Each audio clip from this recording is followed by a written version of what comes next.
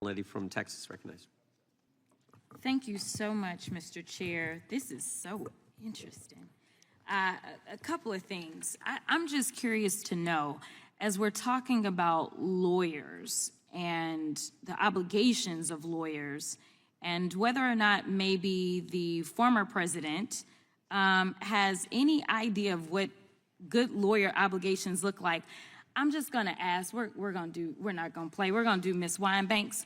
Have you heard of any of these lawyers? I've got Robert Shealy, Kenneth Chesborough, Jeffrey Clark, Matthew DePerno, John Eastman, Jenna Ellis, Michael Farino, Rudy Giuliani, Julia Halia. I got a long list. Have you heard of any of these people? I have. Are you aware as to whether or not any of them have faced criminal penalties?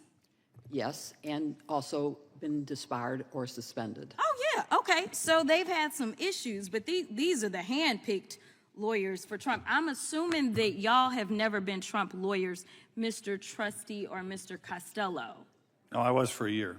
Oh, you were? And you still have your bar card? I'm sorry? You still have your bar card?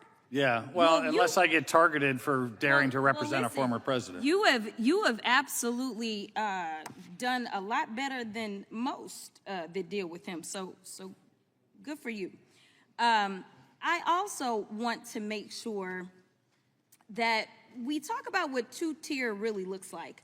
And Mr. Trustee, since you've been a prosecutor before, I'm curious to know, have you ever had a criminal defendant that had over 80 counts in 4 different jurisdictions and somehow was not held pretrial? I know that you talked in your opening about your interpretation of what speedy trial looks like, and it's really only for those that are held pretrial.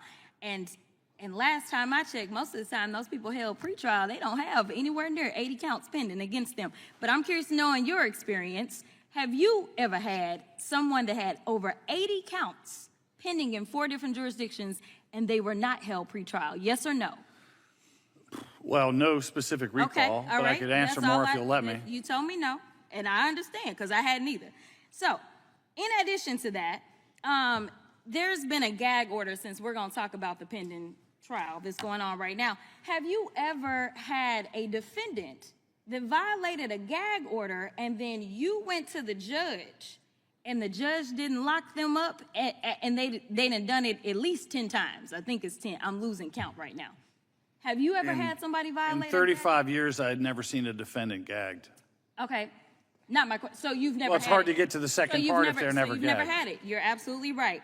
All right. So finally, when it comes down to intimidating witnesses, because maybe you haven't had gag orders, intimidating witnesses, have you ever had a defendant that you were prosecuting and they were intimidating witnesses and they didn't somehow end up in the clank for at least a day or two?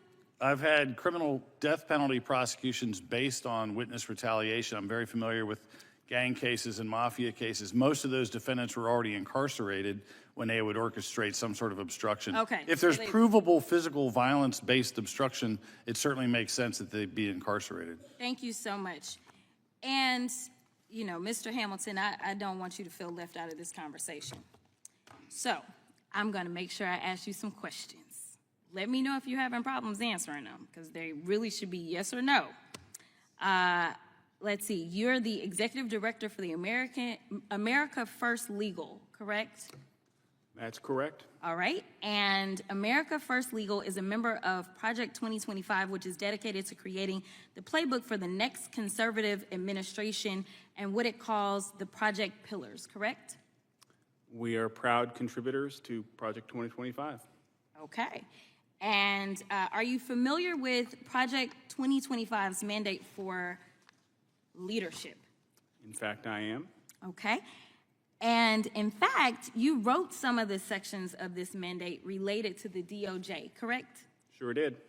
And the mandate outlines policy priorities for the next conservative president. Is that correct? It does. You've done a great job. I just want to let you know. All right, so let's walk through some of the provisions of the mandate. It calls for eliminating the Department of Education, eliminating the Department of Commerce, deploying the military for the use of domestic law enforcement against protesters under the Insurrection Act of 1807. It also has the repealing of Schedule F status for thousands of federal employees to allow a president to replace career civil servants with unqualified partisan loyalists. That's probably my favorite of it. It also prohibits the FBI from combating the spread of misinformation and disinformation, like Russia and China, who are actively trying to interfere with American elections. I don't know why or how anybody can support Project 2025.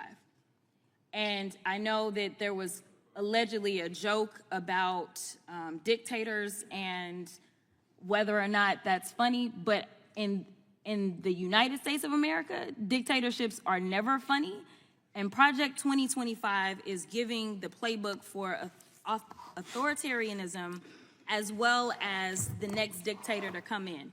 And I know that you are doing your jobs here by making sure that hopefully some juror turns on and finds some viral moment of you spewing more of the nonsense as it relates to the president. But as practicing lawyers or licensed attorneys, I hope that we can all agree that no one gets indicted because someone says so. There takes a grand jury, and the grand jury is comprised of American citizens that sit down and review evidence, and they make the determination. And when and if Trump is convicted, it will be a jury of his peers, and it won't be the President of the United States. I thought you were going to get to a question somewhere in that 90 seconds for Mr. Hamilton after you went after his 2025. I will point out the Inspector General just released a report that said the FBI retaliated against whistleblowers.